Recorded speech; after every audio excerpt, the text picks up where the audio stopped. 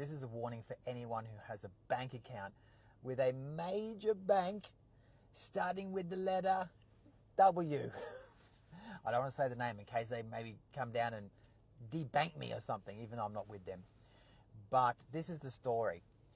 A friend of mine was transferring some funds from her I was about to say it, her W account to a Austrac government-regulated crypto exchange for non-nefarious reasons, no money laundering, no buying arms, right? Completely legal transaction, and it was in the vicinity of $15,000.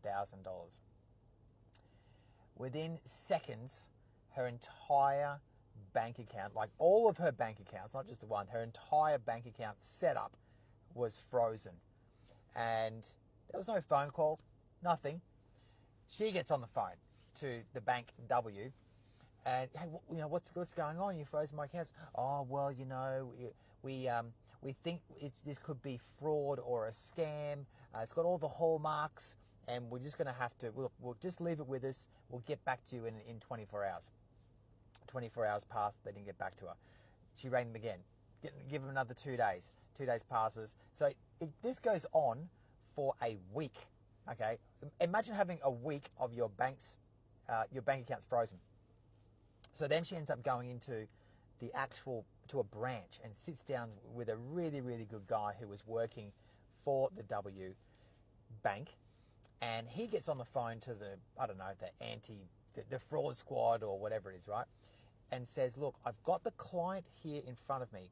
She has approved the transaction. It was her. She did the transaction. Nobody else did the transaction. It's all good. You can green light this transfer. You can open up her accounts again.